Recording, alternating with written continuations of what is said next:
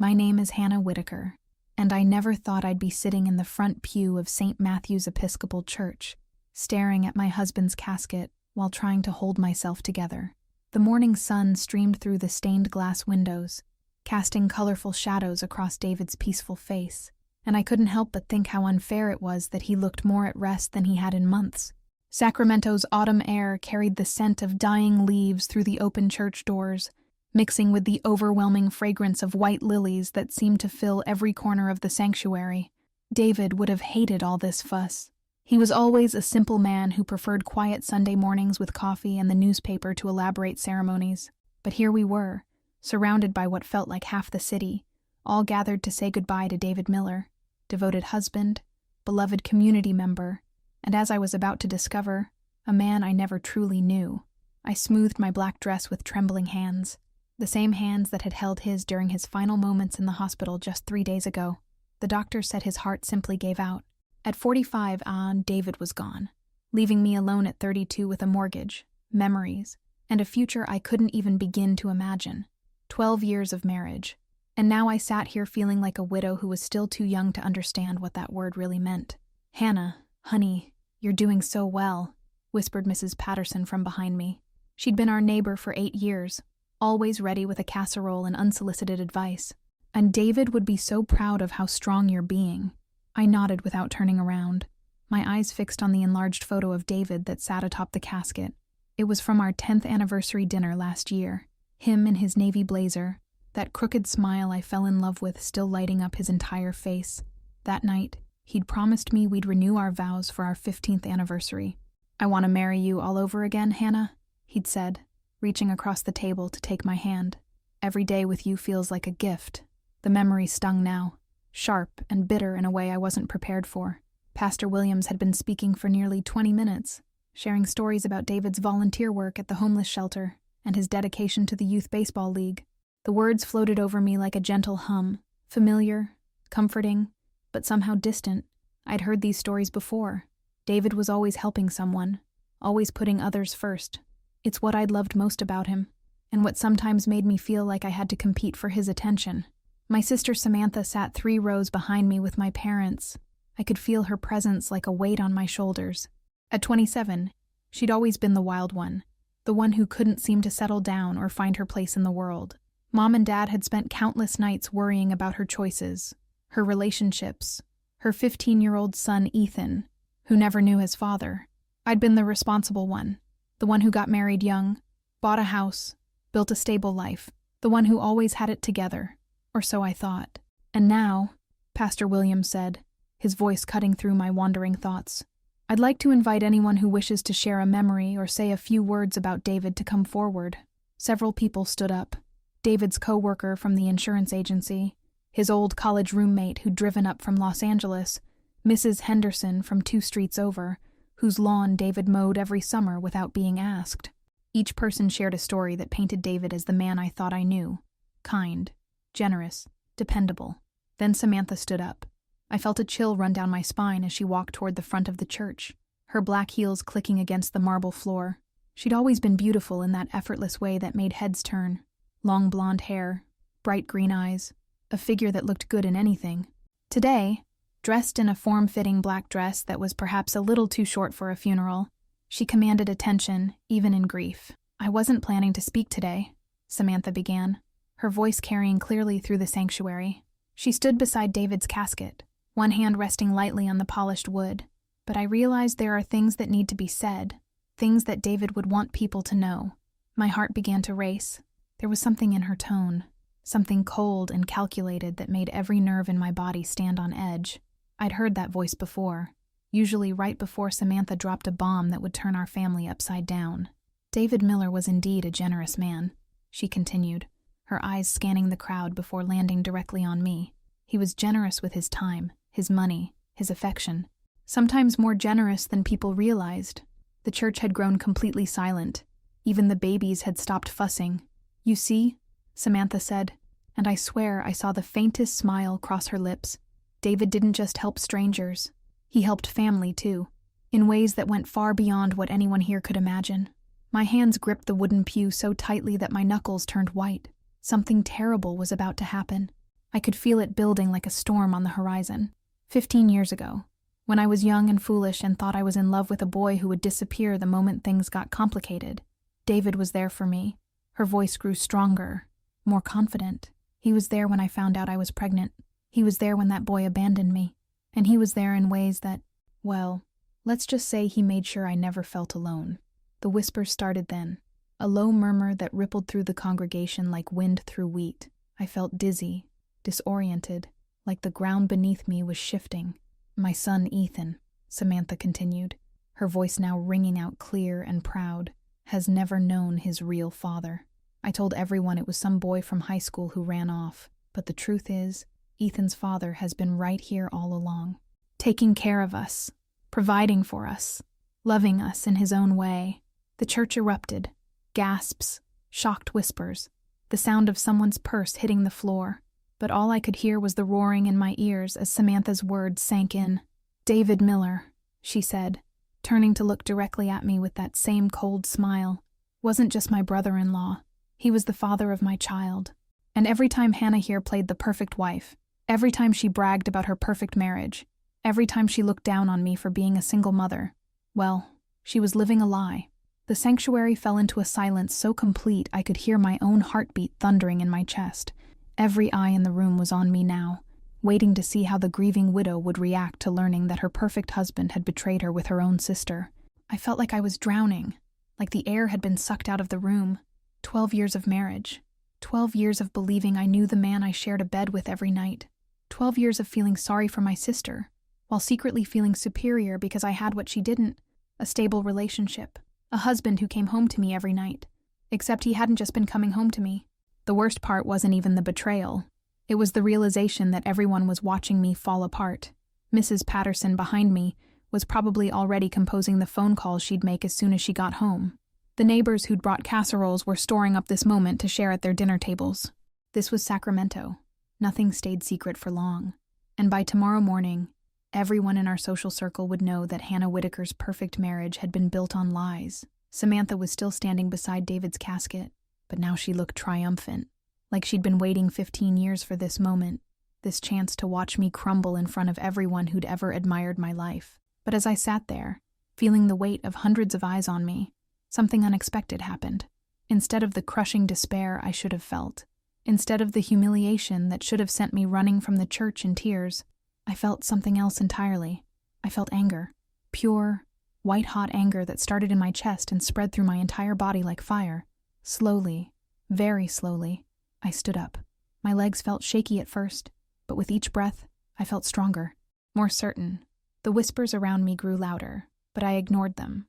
I had something to say, and by God, I was going to say it. I turned to face the congregation, these people who'd known me since I was a young bride, who'd watched me build what I thought was a life worth envying. Then I looked at Samantha, still standing there with that satisfied smirk on her face. "You know what, Samantha?" I said, my voice carrying clearly through the church. "Thank you." The smirk faltered. "Thank you for waiting until David was dead to tell me the truth. Thank you for choosing his funeral, in front of all these people, to reveal what kind of man I was married to." My voice grew stronger with each word, because now I know exactly what I'm walking away from. I could feel the shift in the room, the way the energy changed as people realized this wasn't going to be the breakdown they'd expected to witness. "You think you've won something here today," I continued, my eyes never leaving Samantha's face. "You think you've destroyed me, shown everyone that my perfect marriage was a fraud. But you know what you've actually done. You've set me free." The silence that followed my words was deafening. I could see the confusion in Samantha's eyes, the way her confident posture began to waver as she realized this wasn't going according to her plan. She'd expected me to crumble, to run out of the church in tears and humiliation. Instead, I was standing there, steady as granite, staring her down in front of everyone we'd ever known. But even as I projected strength, my mind was reeling backward, sifting through 12 years of marriage with new eyes. How many signs had I missed? How many lies had I believed? How many times had David come home late from work or disappeared for hours to help a friend when he was actually with my sister? I thought about all those family dinners where Samantha would bring Ethan over, and David would ruffle the boy's hair with what I'd assumed was just avuncular affection. I remembered how David always seemed to know exactly what Ethan needed: new baseball cleats, help with homework, a ride to practice when Samantha's car broke down. I'd been so proud of my husband's generosity, never questioning why he was so invested in my nephew's life. God, I'd been such a fool. Hannah, my mother's voice called from behind me, shaky and uncertain. Honey, maybe we should— No, Mom, I said without turning around. My voice was steady, controlled. I think we need to hear everything, don't we, Samantha? Since you've decided this is the time and place for truth-telling. Samantha's face had gone pale beneath her carefully applied makeup. The triumphant gleam in her eyes was fading, replaced by something that looked suspiciously like fear. She'd miscalculated. She'd expected her revelation to destroy me, but instead, it was liberating me from years of living a lie. I just thought people should know, she stammered, her confidence evaporating. I thought David deserved— David deserved what? I interrupted, taking a step toward her. David deserved to have his lies exposed at his own funeral. David deserved to have his son, because that's what Ethan is, isn't he? His son. Find out this way, in front of all these strangers. For the first time, I saw Samantha glance toward the back of the church where Ethan sat with my parents. The 15-year-old boy I'd watched grow up, the kid I'd taken to countless soccer games and school plays, the nephew I'd loved unconditionally. He was staring at us with wide, confused eyes, trying to process what his mother had just revealed to a church full of people. My heart broke for him in that moment. Whatever anger I felt toward Samantha and David, Ethan was innocent in all of this. He was just a kid who'd suddenly learned that the uncle he'd looked up to was actually his father, and he'd learned it in the most public, humiliating way possible. You didn't do this for David, I continued, my voice growing harder. You didn't do this for Ethan. You did this for you, because you've spent 15 years watching me have what you thought you wanted, and you couldn't stand it anymore. That's not— Samantha started, but I cut her off. How long? I asked. The question hung in the air like smoke. How long were you sleeping with my husband? The gasps from the congregation were audible now. Mrs. Henderson actually made a small choking sound. This was better than any soap opera they'd ever watched, and it was happening right here in their own church. Samantha's mouth opened and closed like a fish out of water. She glanced around the sanctuary, suddenly seeming to realize where she was, what she'd done. Hannah, please, not here. Not here. I laughed, but there was no humor in it. You chose here, Samantha. You made this choice. So answer the question. How long were you having an affair with my husband? I could see Pastor Williams shifting uncomfortably behind the pulpit, clearly wanting to intervene, but not sure how to handle a situation like this. In all his years of ministry, I doubted he'd ever had to mediate a family confrontation at a funeral. It wasn't an affair, Samantha said quietly, her voice barely audible. Not the way you're making it sound. Then what was it? I demanded. A one-night stand that resulted in a child you've been raising alone for 15 years while I played the devoted aunt. She flinched at my words, and I could see tears starting to form in her eyes. But I felt no sympathy for her. Not anymore. Not after what she'd just done to Ethan, to me, to our entire family in front of all these people. It was complicated, she whispered. Complicated. I repeated the word like it tasted bitter. That's what we're calling it when a married man sleeps with his wife's sister. Complicated. I turned away from her then, facing the congregation that had been watching this drama unfold. These people who'd known me since I was 20 years old, who'd celebrated my wedding, who'd brought casseroles when David died. They were all staring at me with mixtures of shock, pity, and barely concealed fascination. I want to thank you all for coming today, I said, my voice carrying clearly through the sanctuary. David would have been— well, I'm not sure what David would have been. It turns out I didn't know him as well as I thought I did. Some people had the grace to look ashamed of their curiosity. Others were still leaning forward, hanging on every word. But I do know this, I continued. Whatever David did, whatever lies he told, whatever betrayals he committed, they died with him 3 days ago. I won't be carrying them forward into whatever comes next for me. I looked back at Samantha, who was now crying openly. As for you, sister, I hope this moment was worth it. I hope destroying what was left of our family at David's funeral was everything you thought it would be, because as of today, you and I are done. The finality in my voice seemed to shock her. Hannah, you don't mean that. We're family. Family doesn't do what you just did, I said quietly. Family doesn't wait 15 years to reveal a secret like this. Family doesn't ambush their sister at her husband's funeral. So no, Samantha, we're not family anymore. We're strangers who happen to share DNA. I picked up my purse from the pew and walked toward the center aisle. Every step felt like a mile, with hundreds of eyes tracking my movement. But I kept my head high. I'd been humiliated, betrayed, and publicly embarrassed, but I wasn't going to let anyone see me break. As I reached the back of the church, I paused beside my parents and Ethan. My mother's face was streaked with tears, and my father looked older than I'd ever seen him. But it was Ethan who broke my heart. 15 years old, trying to process the fact that his world had just been turned upside down by his own mother's revelation. I reached out and touched his shoulder gently. "Ethan," I said softly, "none of this is your fault. Do you understand me? None of this changes how I feel about you." He nodded, but I could see the confusion and hurt in his eyes. How do you explain to a teenager that his mother just revealed his parentage at his father's funeral? How do you help him understand that the adults in his life had been lying to him his entire life? "I love you," I whispered. And then I walked out of St. Matthew's Episcopal Church into the bright Sacramento morning, leaving behind the only life I'd ever known. The parking lot was nearly empty. Everyone else was still inside, probably discussing what they'd just witnessed.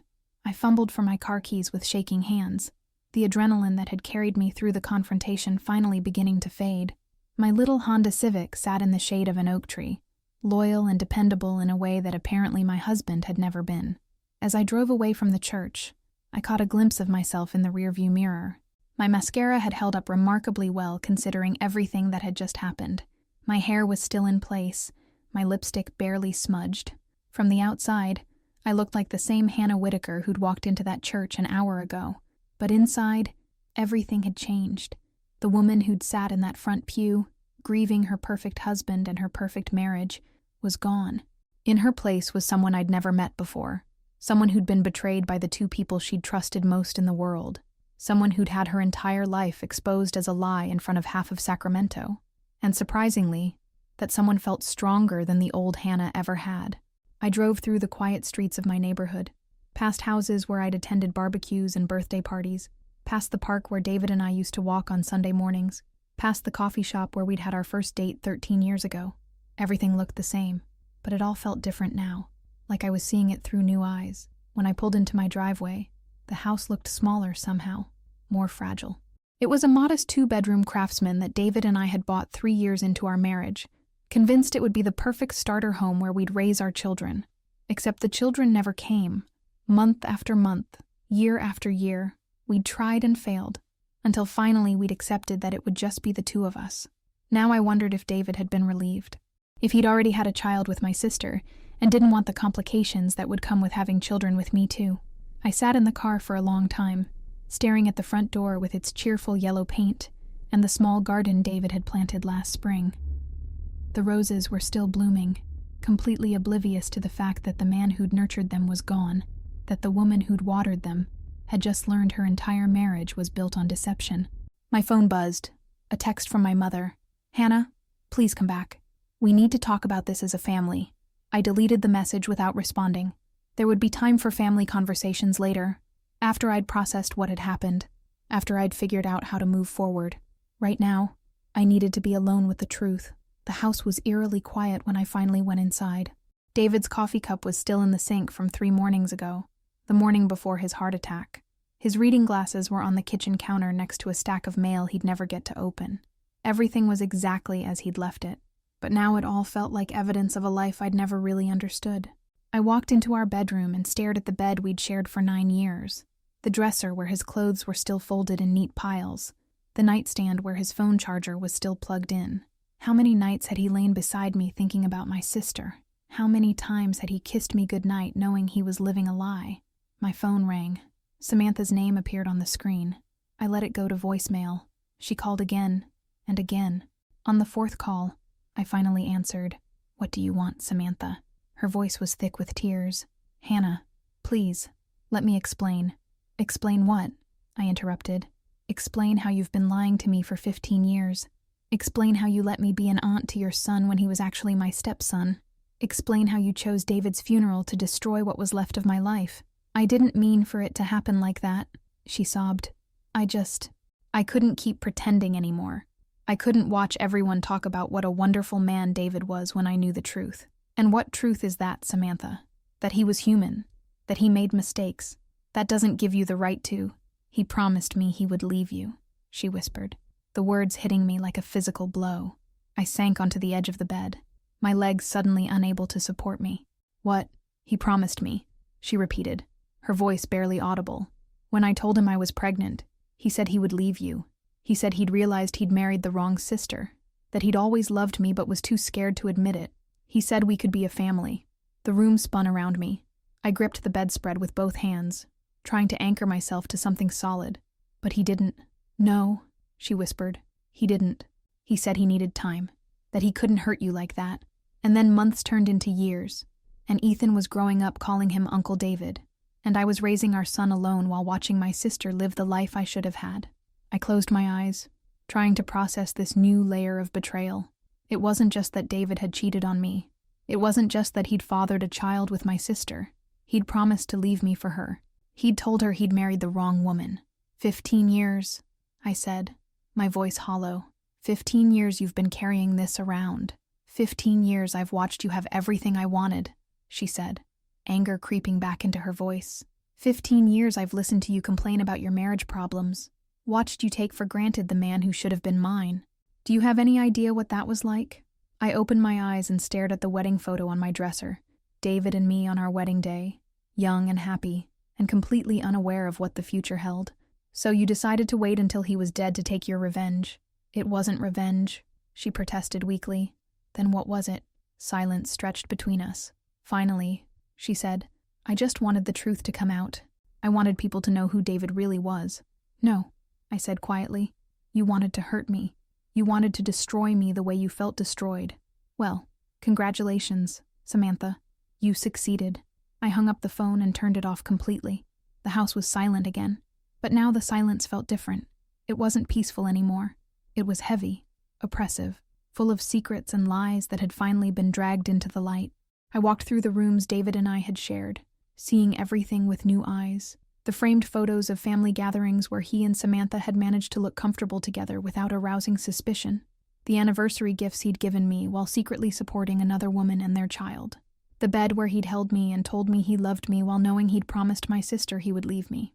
I found myself in the spare room that we'd always called the office, though it had really become a storage space for all the things we couldn't quite bring ourselves to throw away. David's high school yearbooks, boxes of Christmas decorations, wedding gifts we'd never used. And there, in a corner I'd never paid much attention to, a cardboard box with financial documents written on it in David's careful handwriting. Something compelled me to open it. Inside were bank statements, insurance papers, tax returns, all the boring paperwork of adult life. But at the bottom, I found something that made my blood run cold. A manila folder labeled Support Payments, in David's handwriting. With trembling hands, I opened it. Monthly payments to Samantha. Always in cash. Always the same amount. Going back 15 years. A paper trail of the secret life my husband had been living. The son he'd been supporting. The woman he'd been taking care of while I believed I was the only woman in his life. But that wasn't the worst part.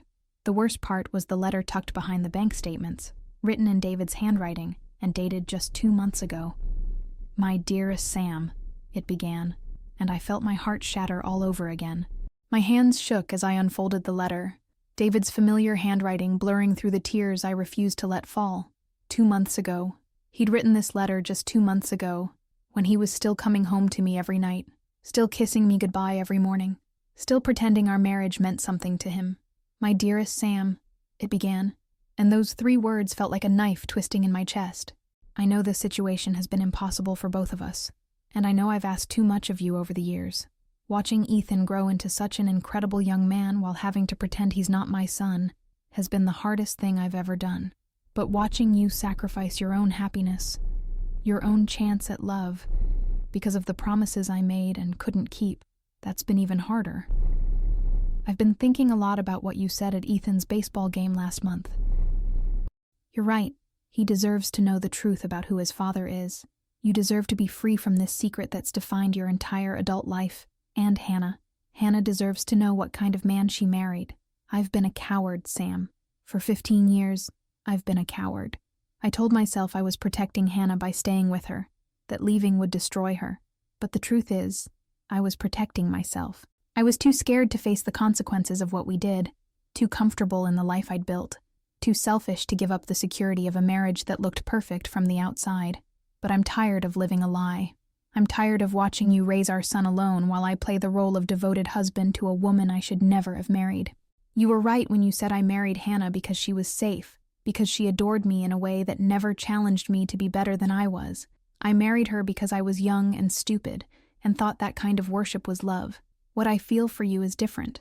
It's complicated and messy and probably destructive, but it's real in a way my marriage has never been. And our son, God, Sam. Every time I see him, I want to tell the whole world that he's mine. That beautiful, smart, funny boy is the best thing I've ever done in my life, and I've had to pretend he's just my nephew. I can't do this anymore. I've made a decision. After the insurance audit is finished at work, probably another month or two, I'm going to tell Hannah everything. I'm going to ask her for a divorce. I know it will hurt her, and I hate myself for that. But staying married to her while living this double life is worse than honest cruelty. I love you, Sam. I should have chosen you 15 years ago, and I should have had the courage to admit my mistake years ago. But I'm choosing you now. I'm choosing our son. I'm choosing the life we should have had all along. Give me a little more time to figure out how to do this without completely destroying Hannah. She's been a good wife, even if she was never the right wife for me. She deserves better than this, and she deserves the truth. I'll find a way to make this right. I promise you that. All my love, David P. S. I've been putting money aside in a separate account so that when this all comes out, I can make sure you and Ethan are taken care of during the transition. Hannah will get the house and half of everything else, obviously, but I want to be sure you don't suffer financially while we figure out our new life together. I read the letter 3 times before the words fully sank in. Then I set it down on the desk with deliberate care, as if it were made of glass that might shatter and cut me. He'd been planning to leave me, not just thinking about it, not just promising Samantha empty words to keep her quiet. He'd been actively planning our divorce. He'd been saving money for his new life with my sister and their son. He'd been figuring out how to then make it right, by destroying everything I thought was real about my life, and he'd died before he could do it. I laughed, actually laughed out loud in the empty house, a sound so bitter and broken that it scared me. David had died still planning to betray me, still intending to tear apart our marriage for a woman who'd been lying to me for 15 years. He'd died while I held his hand in the hospital, whispering that everything would be okay, that I loved him, that I couldn't imagine life without him. He died letting me believe I was losing the love of my life, when the truth was I'd never had him at all. The worst part, God, there were so many worse parts, was the casual way he'd written about me, a woman I should never have married. She was safe. That kind of worship was love. 15 years of marriage reduced to a mistake he'd been too cowardly to correct, a comfortable lie he'd been too selfish to give up. I stood up from the desk so fast, the chair rolled backward into the wall. The house suddenly felt suffocating, like the walls were closing in around me. I needed air. I needed space. I needed to get away from this place that reeked of David's deception. I grabbed my car keys and drove without any destination in mind, just needing to move, to feel like I had some control over something in my life. I found myself at Riverside Park, the place where David had proposed to me 11 years ago. It seemed fitting somehow, returning to the scene of what I now understood was the first lie in a marriage built on lies. The park was nearly empty on a Tuesday afternoon. A few joggers, a woman with a toddler feeding ducks at the pond, an elderly man reading on a bench. Normal people living normal lives, completely unaware that my world had exploded twice in one day. I sat on the same bench where David had gotten down on one knee, where he'd told me I was the most important thing in his life, where he'd promised to love me forever. Had he meant any of it, or had he already been sleeping with my sister by then, already questioning whether he'd chosen the right woman? My phone buzzed. I'd turned it back on during the drive, and now messages were flooding in. My mother, my father, friends from church, co-workers who'd heard about the scene at the funeral. Everyone wanted to know if I was okay, if there was anything they could do, if the rumors they were hearing were true. But there was one message that made me freeze, from a number I didn't recognize. Mrs. Miller, this is Jake Patterson. I work at Sacramento Community Bank. I think we need to talk about your husband's accounts. Can you call me as soon as possible? Jake Patterson. Why did that name sound familiar? Then I remembered. He was Mrs. Patterson's son. the neighbor who'd been whispering comforting words behind me at the funeral. He worked at the bank where David and I had our joint checking account, where we'd gotten our mortgage, where we'd planned our financial future together. With a growing sense of dread, I called the number. "Jake, this is Hannah Whitaker. Hannah Miller. You said you needed to talk to me about David's accounts." "Mrs. Miller, I'm so sorry for your loss, and I'm sorry to bother you during such a difficult time. But there's something you need to know about your husband's banking activity. Something that, well, I think it would be better if we met in person to discuss it." "What kind of banking activity?" There was a long pause. "Ma'am, I think your husband may have been mismanaging your joint finances. There are some irregularities that I'm legally obligated to report, but I wanted to give you a heads up first since you're going through so much already. Mismanaging our finances. Of course, because apparently there was no limit to David's betrayal. How bad is it, Jake?" Another pause. "Mrs. Miller, how much do you think you have in your joint savings account?" "About $40,000, I said automatically. David handled most of our finances, but I checked the statements every month. We'd been saving for a kitchen renovation, putting away a few $100s every month for the past 3 years. "Ma'am," Jake said quietly, "your joint savings account has a balance of $327. The world tilted sideways. "That's impossible. I just saw the statement last month, Mrs. Miller. I think someone may have been creating fake statements. The money has been systematically transferred out over the past year, most of it going to an account under the name Samuel Whitaker. Samuel Whitaker, Samantha's legal name, the one she'd used before she'd started going by Sam to sound more professional at her various jobs. My husband hadn't just been having an affair with my sister. He hadn't just fathered her child and lied about it for 15 years. He'd also been stealing from our joint account to give her money. Money I'd helped earn. Money I'd saved by clipping coupons and buying generic groceries and skipping the expensive coffee so we could renovate our kitchen. Money that was now gone, just like everything else I'd believed about my life. "Mrs. Miller, are you still there?" "Yes," I whispered. "Yes, I'm here. I'm going to need you to come in tomorrow morning so we can go through everything together. There might be other accounts you don't know about, other financial arrangements your husband made. We'll need to figure out what assets are actually yours and what might have been obtained through fraud. Fraud. My husband had committed fraud against me, against his own wife. "Jake," I said, my voice surprisingly steady, "I need to ask you something, and I need you to be completely honest with me." "Of course, ma'am. How long has this been going on? The transfers, the fake statements, all of it." He was quiet for so long I thought the call had dropped. Finally, he said, "Mrs. Miller, based on what I can see in our system, this has been happening for at least 5 years. Maybe longer. 5 years. For 5 years, David had been systematically stealing from our marriage to fund his secret life with my sister. While I'd been proud of our financial discipline, proud of how well we were saving for our future, he'd been draining our accounts to take care of the woman he really wanted to be with. After I hung up with Jake, I sat in my car in the parking lot and tried to add up all the betrayals, the affair, the child, the lies, the false promises to leave me, the stolen money, the fake bank statements, 15 years of deception so complete and thorough that I'd never suspected any of it. I thought about the letter again, about David's casual dismissal of our marriage as a mistake, about his plans to make things right by finally admitting what kind of man he really was. He'd written about not wanting to completely destroy me, as if there were degrees of destruction, as if there were a gentle way to reveal that everything I'd built my adult life around was a lie. Well, he was dead now, so he'd never have to face the consequences of what he'd done. He'd never have to look me in the eye and explain how he could steal from me for years while telling me he loved me. He'd never have to watch me rebuild my life from the ashes of his deception. But Samantha was very much alive, and she'd been complicit in all of it.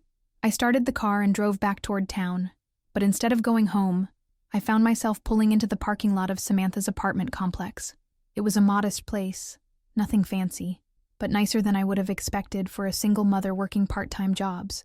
Now I knew how she'd been able to afford it. My husband's stolen money had been paying her rent.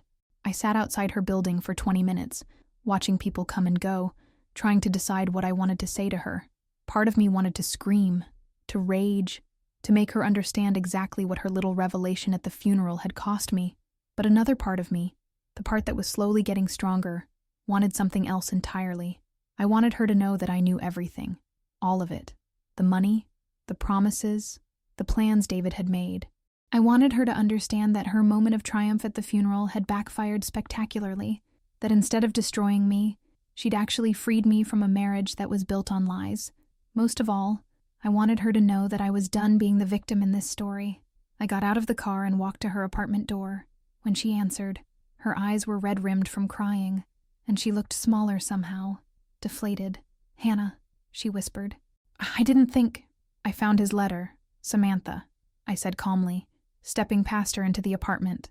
"The one he wrote 2 months ago, telling you he was going to leave me. I also found the records of all the money he's been giving you. Our money. Money he stole from our joint accounts to fund your life here." Her face went white. "Hannah, I can explain." "Can you?" I asked, looking around the living room that my stolen money had helped pay for. "And can you explain how you've been taking money from your sister's marriage for years? Can you explain how you could look me in the eye at family dinners knowing you were destroying my financial security? Can you explain how you could let me worry about money while you were living off my husband's theft?" She sank onto her couch like her legs couldn't support her anymore.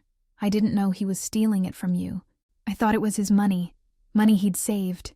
"Don't lie to me anymore, Samantha," I said, my voice cutting through her excuses. "We're way past lies now. You knew exactly where that money was coming from. You knew David was married to me, and you knew he couldn't just give you $40,000 without me noticing unless he was hiding it somehow." "40,000, she whispered. "At least. Jake Patterson is going to help me trace all of it, figure out exactly how much David stole from our marriage to give to you. But that's not why I'm here." She looked up at me with something that might have been hope. "Then why?" "I'm here to tell you that you did me a favor today," I said, sitting down in the chair across from her couch. "You thought you were destroying me, but you actually saved me. You saved me from spending the rest of my life married to a man who never loved me, who was planning to leave me anyway, who saw our entire marriage as a mistake he was too cowardly to correct." Confusion flickered across her face. "What are you talking about?" "David was going to divorce me, Samantha. He'd already decided. In a month or 2, he was going to sit me down and tell me he'd never really loved me, that he'd made a mistake marrying me, that he wanted to be with you instead. He was going to take half of our assets he'd already been stealing from, and start a new life with you and Ethan." The color drained from her face completely. That's not possible. If he was really going to leave you, then why would you have needed to destroy me at his funeral?" I finished. "Good question. Maybe because some part of you knew he was lying. Maybe because after 15 years of broken promises, you didn't trust him anymore. Maybe because you were angry that he died before he could finally choose you over me." She started crying again, but I felt no sympathy for her. Not anymore. "The truth is, Samantha, we'll never know if David really would have gone through with it. He might have kept making excuses, kept finding reasons to stay married to me while keeping you as his secret. He might have been lying to you just like he was lying to me. But it doesn't matter now, because he's dead, and you and I are the ones left to deal with the mess he made." I stood up, smoothing my dress, feeling strangely calm. "So here's what's going to happen. You're going to pay back every penny David stole from our marriage. I don't care if you have to get a second job, sell this apartment, or move back in with Mom and Dad. You took money that wasn't yours, and you're going to return it. Hannah, I don't have $40,000. Then you'll make payments. We'll work out a schedule. But you will pay it back, because if you don't, I'll press charges for fraud and theft. And I'll make sure everyone in this town knows exactly what kind of person you are." She stared at me like she'd never seen me before. This isn't you, Hannah. You're not vindictive." "The old Hannah wasn't vindictive," I corrected. "The old Hannah was naive and trusting and stupid enough to believe that her husband and sister were good people. But the old Hannah died in that church today when you decided to destroy her life for your own satisfaction." I walked toward the door, then paused with my hand on the handle. "Oh, and Samantha, stay away from Ethan for a while. That boy has been through enough trauma for one day without having to deal with his mother's guilt and regret. When you're ready to have an honest conversation with him about who his father was, and I mean completely honest, not just the parts that make you look sympathetic, then we'll talk about what role I might play in his life going forward." "You would really keep me away from my own son?" she asked, her voice thick with tears. I turned back to look at her one more time. "I would protect that child from any adult who puts their own needs ahead of his well-being. Today, that adult is you. Prove to me that you can do better, and maybe we can find a way to coexist for Ethan's sake. But right now, You've shown me exactly who you are, and I don't trust you with anyone I care about."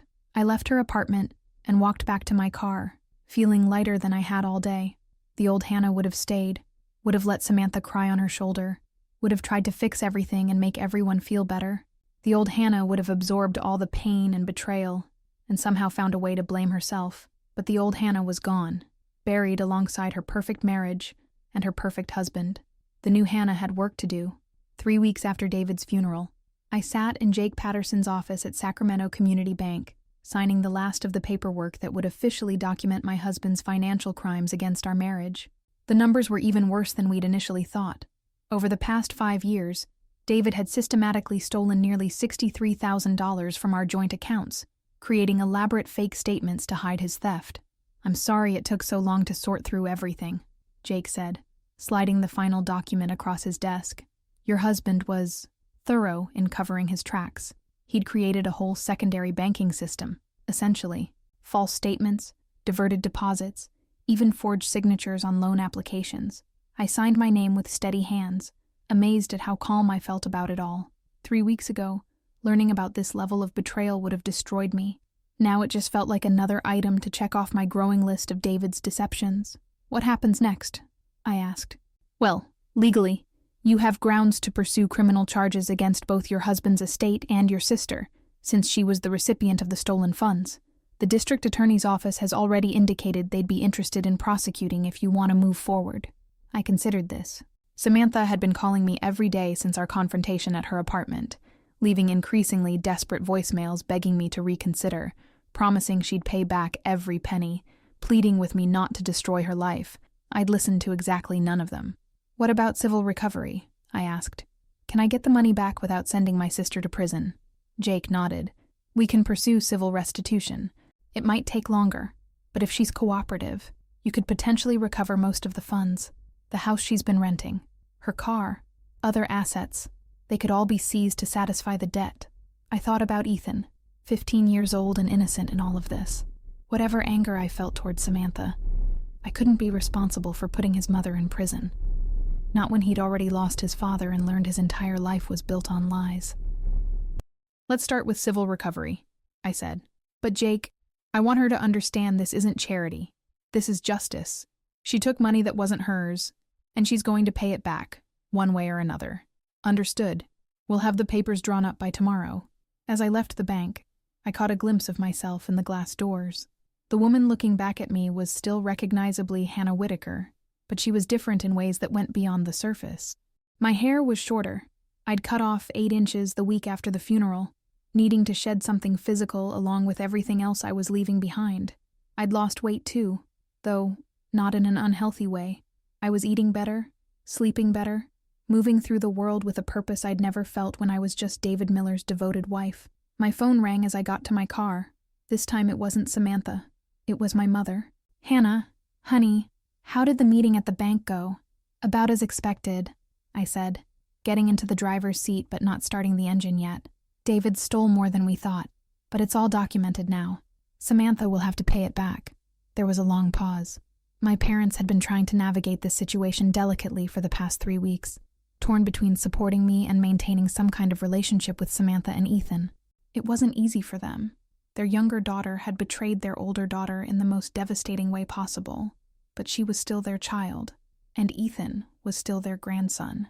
"Hannah," my mother said carefully, "I know you're angry, and you have every right to be, but Samantha is falling apart. She's barely eating, barely sleeping. She lost her job because she can't function. And Ethan, that poor boy is so confused and hurt." I felt a familiar tug of guilt, the old Hannah trying to resurface and make everything better for everyone else, but I pushed it down. "Mom, I understand this is hard for you and Dad.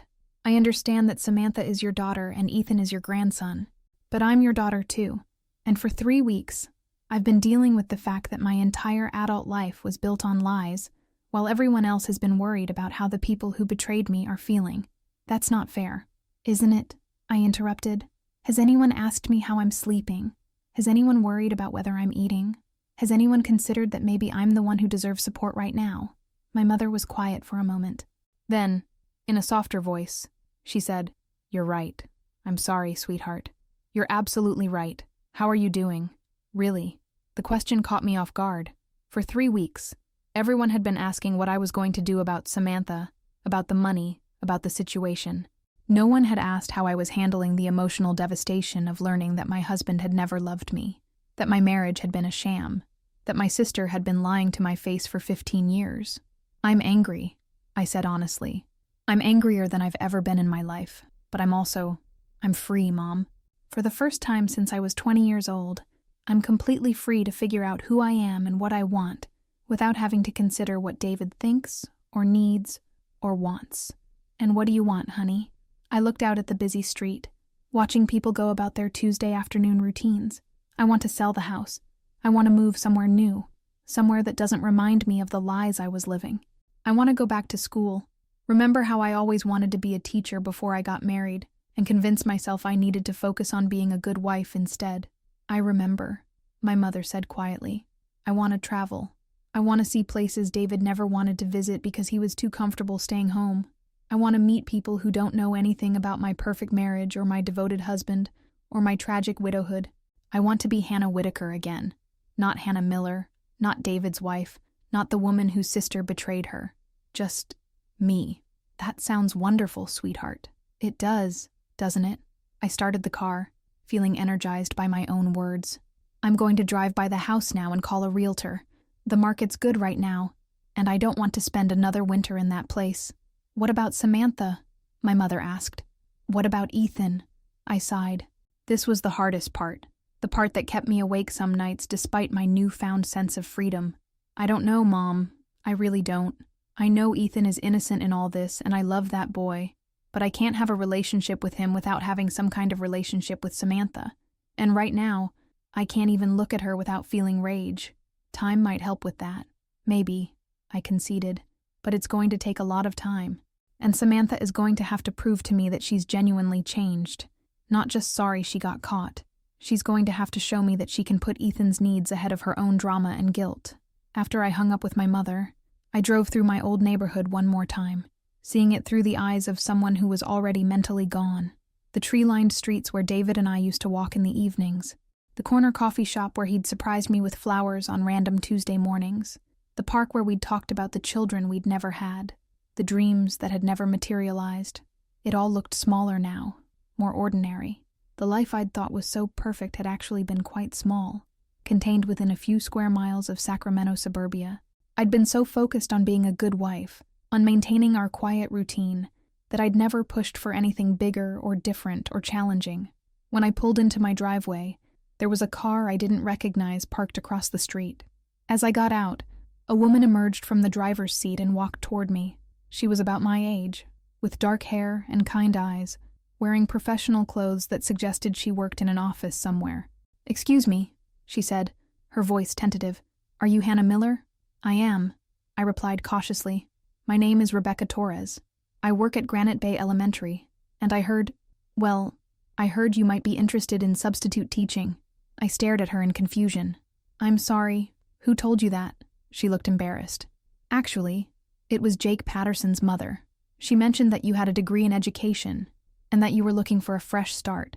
We're desperate for qualified substitutes, and I took a chance that you might be interested. Mrs. Patterson." Of course. The woman had always been a busybody, but for once, her gossiping might actually work in my favor. "I haven't taught in over 10 years, I said honestly, "and I was never certified in California." "That's okay," Rebecca said eagerly. "You can get an emergency substitute permit pretty quickly if you have a bachelor's degree.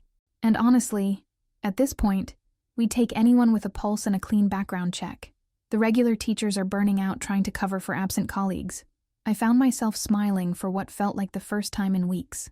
"You know what? Yes, I'm interested. Very interested." We talked for 20 minutes in my driveway, Rebecca explaining the process for getting certified, and me realizing how excited I was at the prospect of doing something meaningful with my time. For 12 years, my job had been supporting David's career, managing our household, being the perfect wife. I'd forgotten that I'd once had my own ambitions, my own dreams of making a difference in children's lives. After Rebecca left, I called a realtor and scheduled a meeting for the following morning. Then I walked through the house one more time, but instead of feeling sad about leaving, I felt liberated. This place was full of David's presence, David's choices, David's lies. Selling it wouldn't just be practical, it would be symbolic.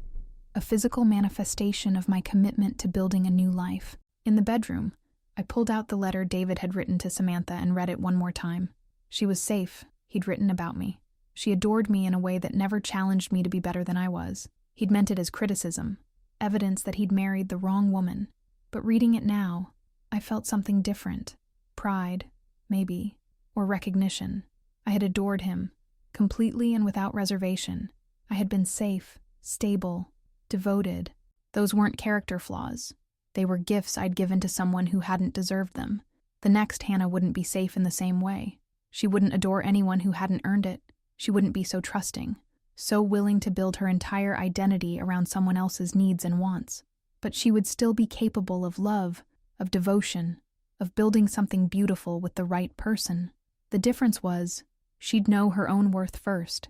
I folded the letter and put it in the box of documents I was keeping for legal purposes. Then I walked into the living room and started making lists of everything that needed to be done. Contact a realtor, apply for substitute teacher certification, research apartments in different neighborhoods, maybe different cities entirely, open new bank accounts that only I controlled, figure out what furniture I wanted to keep and what belonged to the life I was leaving behind. It was a long list, but for the first time in 3 weeks, I felt excited about the future instead of just angry about the past. My phone buzzed with another voicemail from Samantha. This time, instead of deleting it immediately, I listened. "Hannah, please." Her voice was thick with tears and exhaustion. "I know you hate me. I know I don't deserve your forgiveness. But Ethan is asking questions I don't know how to answer. He wants to know why you won't talk to him, why he can't see you anymore. He's blaming himself for what happened at the funeral, thinking somehow he caused all of this. Please, I'm begging you. Just talk to him. Just let him know that you don't hate him."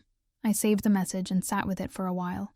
Ethan, 15 years old, trying to process not only that his beloved uncle was actually his father, but that his mother had destroyed his relationship with the woman who'd been like a second mother to him his entire life. He didn't deserve to be collateral damage in this war between me and Samantha, but I also wasn't ready to pretend everything was fine, to go back to playing happy families while his mother paid back the money she'd helped steal from me. After thinking about it for an hour, I called Samantha back. She answered on the first ring. "Hannah," her voice was hopeful and desperate. "I'll talk to Ethan," I said without preamble, "but not at your apartment and not with you there. He can come here tomorrow afternoon after school. You'll drop him off and pick him up 2 hours later, and you won't come to the door.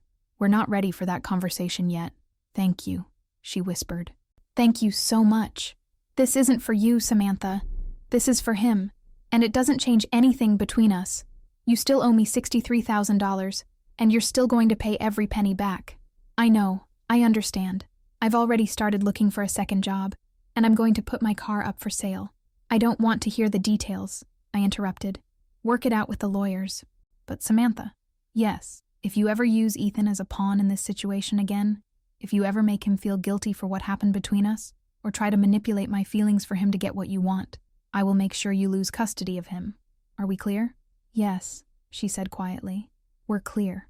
After I hung up, I realized I wasn't angry anymore. Not in the consuming, rage-filled way I'd been feeling for weeks. The anger was still there, probably always would be to some degree, but it had transformed into something more useful. Determination. I was determined to build a life that belonged completely to me. I was determined to never again be so naive, so trusting, so willing to ignore red flags because I wanted to believe the best about people I loved. I was determined to be the kind of woman who couldn't be deceived for 15 years because she was paying attention to her own life instead of just supporting someone else's. Most of all, I was determined to prove that David had been wrong about me. I wasn't just safe and adoring and unchallenging. I was strong and resilient and capable of rebuilding myself from nothing. The woman who had worshipped him was gone, but the woman who remained was going to be extraordinary. And tomorrow, I would start showing Ethan that loving someone didn't mean accepting their lies, and that sometimes the strongest thing you can do is walk away from people who treat your love like it's worthless, even if those people are family. 6 months later, I stood in the doorway of my new apartment in Davison, California, watching the movers carry the last of my carefully chosen furniture inside. It was a one-bedroom place near UC Davis, bright and modern and completely different from the house I'd shared with David. Everything in it was mine, chosen by me, paid for by me, arranged according to my preferences rather than someone else's needs. The sale of the Sacramento house had gone through faster than expected, and after paying off the mortgage and David's remaining debts, I'd walked away with enough money to start over completely. Combined with the life insurance payout, money that felt tainted by David's lies, but that I was determined to use for something positive, I had the financial freedom to rebuild my life exactly the way I wanted it. "That's the last of it, Mrs. Whitaker," the head mover said, and I smiled at the sound of my maiden name. I'd legally changed it back 3 months ago, another small act of reclaiming myself from the wreckage of my marriage. "Thank you so much," I said, handing him a generous tip. "You've made this so much easier." After they left, I walked through my new space, marveling at how different it felt to be surrounded by things that reflected who I was, rather than who I'd been trying to be as David's wife. The walls were painted warm yellows and soft blues instead of the beige David had preferred. The furniture was eclectic and interesting rather than safe and traditional. There were books everywhere, novels I'd always meant to read, textbooks for the education courses I was taking to get my California teaching credential, travel guides for places I planned to visit during summer breaks. It felt like home in a way that house in Sacramento never had, even after 9 years. My phone buzzed with a text from my new principal at Davis Elementary. "Hannah, I know you don't start officially until Monday, but we have an emergency. Mrs. Rodriguez's father passed away, and she needs to fly to Phoenix tonight. Any chance you could take her 4th grade class tomorrow?" I typed back immediately. "Of course. Send me her lesson plans and I'll be there at 7:30. 6 months ago, the thought of stepping into a classroom would have terrified me, but I'd spent the spring semester volunteering at 3 different schools while working on my credential, and I'd remembered how much I loved teaching, how much I loved seeing the moment when a concept clicked for a struggling student, how rewarding it was to help shape young minds, how energized I felt at the end of each day, despite being exhausted. It was work that mattered, work that made a difference, work that was completely mine. Another text came in, this one from Ethan. "Aunt Hannah, I got accepted to UC Davis for early admission. I'm going to study engineering like we talked about. Can we celebrate when you get settled in?" I smiled, feeling that familiar warmth I always experienced when I heard from him. Our relationship had taken months to rebuild after the devastation of David's funeral, but it was stronger now than it had ever been. Instead of the aunt who spoiled him and never challenged him, I'd become someone who listened to his fears and dreams, who helped him navigate the complicated emotions of learning his father's true identity, who supported his academic goals while encouraging him to think critically about the world around him. The change in our dynamic had been good for both of us. Ethan was more mature now, more thoughtful. He'd spent months in therapy processing everything he'd learned about his parents, and while it had been painful, it had also freed him from the confusion he'd carried his entire life about why he felt different from other kids, why he'd always felt more connected to Uncle David than to any of the men his mother had dated over the years. I texted him back. "That's wonderful news. I'm so proud of you. Dinner this weekend to celebrate?" His response came immediately. "Yes. Can we try that new Thai place you mentioned?" "Absolutely. How's your mom doing?" There was a longer pause before his next message. "Better. The new job is going well. And she's been going to those support group meetings you suggested. She asks about you sometimes." I'd heard updates about Samantha through my parents and occasionally through Ethan. She'd gotten a full-time job at a medical billing company and had been faithfully making payments toward the money she owed me. Not large payments, but consistent ones that showed she was taking her responsibilities seriously. She'd moved to a smaller apartment, sold her car for something more practical, and according to my mother, had stopped the desperate phone calls and dramatic gestures that had characterized the first few months after David's funeral. More importantly, she'd started therapy and had joined a support group for people dealing with complicated grief and family dysfunction. My mother reported that she seemed different, quieter, more introspective, less likely to make impulsive decisions or dramatic proclamations. But I wasn't ready to forgive her, and I might never be. Some betrayals were too fundamental, too devastating to simply move past with time and good intentions. She would probably pay back every penny she owed me, and she would probably become a better mother to Ethan, but that didn't erase 15 years of lies or undo the cruelty of her revelation at David's funeral. That was okay. I'd learned that forgiveness wasn't always necessary for healing, and that I could wish someone well from a distance without having them in my life. A knock at my door interrupted my thoughts. I wasn't expecting anyone. The movers were gone, and I hadn't had a chance to meet any neighbors yet. When I opened it, I found a woman about my age holding a bottle of wine and wearing a friendly smile. "Hi," she said. "I'm Claire Mendoza. I live in 2B, right down the hall. I saw the moving truck today and thought I'd introduce myself. Hannah Whitaker," I replied, accepting the wine gratefully. "And thank you. This is so thoughtful. Are you new to Davis, or just new to this building?" "New to Davis. I just took a job at Davis Elementary." "Oh, you're a teacher. That's wonderful. I'm a professor at UC Davis, psychology department. Maybe we can grab coffee sometime and I can tell you about all the best places in town." "I'd love that," I said, and realized I meant it. For the first time in years, I was genuinely excited about the prospect of making new friends, people who would know me as Hannah, rather than as David's widow or Samantha's sister.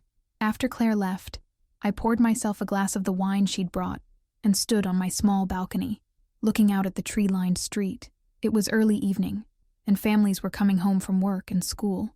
Children were riding bikes on the sidewalk. Couples were walking their dogs. Neighbors were chatting over fence lines. It was exactly the kind of normal, peaceful community life I'd thought I'd had in Sacramento. But this time, it was real. This time, I wasn't living a lie or building my happiness on someone else's deception. My phone rang. My mother. "Hannah, honey, how's the new place?" "It's perfect, Mom. Really. I think I'm going to be happy here. I'm so glad. Your father and I are planning to come visit next weekend, if that works for you." "That would be wonderful. I can't wait to show you around." There was a pause, and then she said, "Samantha asked me to tell you something." I tensed automatically, even though I'd been doing better about not letting thoughts of my sister ruin my mood. "What?" "She wanted you to know that she's dating someone. A man from her support group. She says it's the first relationship she's had since David, really. She wanted you to know because she says it feels like she's finally moving forward, finally building something that isn't connected to the past." I considered this information. Part of me, a part I wasn't proud of, felt satisfied that it had taken Samantha 6 months to even begin dating again, evidence of how devastated she'd been by the consequences of her actions. But a larger part of me was genuinely glad for her. She deserved to find happiness with someone who wasn't married to her sister, someone who could offer her a real relationship instead of 15 years of broken promises and stolen moments. "That's good," I said finally. "I hope it works out for her. Really. I don't want Samantha to be miserable forever, Mom. I just want her to stay out of my life while I build my own happiness." "And are you?" "Happy. I looked around my new apartment, thought about my job starting on Monday, about the dinner plans I had with Ethan, about the coffee date I'd arranged with my new neighbor, about the weekend visit from my parents, about all the possibilities stretching out in front of me. You know what, Mom? I really am. For the first time in years, maybe for the first time since I was 20 years old, I'm genuinely happy with my life. I'm so proud of you, sweetheart. What you've done these past 6 months, rebuilding everything from scratch, refusing to be a victim, creating a life that's completely your own. It's been incredible to watch." After I hung up, I walked through my apartment one more time, turning on lamps and arranging the last few items that hadn't found homes yet. On my kitchen counter sat a small framed photo, not of David, not of my wedding, not of the life I'd left behind. It was a picture Ethan had taken of me at his graduation party last month, laughing at something one of his friends had said. I looked genuinely happy in it, relaxed and confident in a way I'd never seen in photos of myself as David's wife. That woman in the photograph was who I'd become, someone who could laugh freely, who wasn't constantly worried about maintaining the perfect facade, who took up space in the world instead of just supporting other people's dreams. As I got ready for bed in my new home, I thought about the Hannah who had sat in that church pew 6 months ago, believing she was mourning the love of her life. That woman had been so small, so defined by other people's needs and expectations. She'd been devastated by Samantha's revelation not just because of the betrayal, but because she'd had no sense of self apart from her role as David's devoted wife. This Hannah, the one brushing her teeth in her own bathroom, surrounded by things she'd chosen for herself, was immeasurably stronger. She'd learned that she could survive having her entire life revealed as a lie. She'd discovered that she was capable of starting over completely, of building something new and beautiful from the ashes of someone else's deception. Most importantly, she'd learned that her worth wasn't dependent on being loved by someone else. She was valuable, interesting, capable of creating joy and meaning in her life regardless of whether she had a partner to share it with. That didn't mean she wouldn't be open to love again someday, but it would be a different kind of love, one built on honesty and mutual respect, one where she maintained her own identity and independence, one where she was chosen by someone who truly saw and appreciated who she was. For now, though, she was perfectly content to be alone, to wake up each morning in a space that reflected her own tastes and dreams, to spend her days doing work that mattered to her, to build friendships based on who she was, rather than who she'd been married to. As I turned off the lights and settled into my new bed, I realized that Samantha had been wrong about what her revelation at David's funeral would accomplish. She'd thought she was destroying me, exposing the fraudulent happiness I'd been living in for 12 years. Instead, she'd set me free. She'd forced me to confront truths I might never have discovered on my own, to leave a marriage that was slowly suffocating my true self, to discover reserves of strength and resilience I'd never known I possessed. The perfect life I'd thought I was losing had been an illusion, but the imperfect, challenging, completely authentic life I was building now, that was real, that was mine, and that was more than enough. In the morning, I would wake up as Hannah Whitaker, teacher, friend, survivor, woman who had rebuilt herself from nothing and discovered she was extraordinary. I would face whatever challenges came my way, with the confidence of someone who had already survived the worst betrayal imaginable and emerged stronger for it.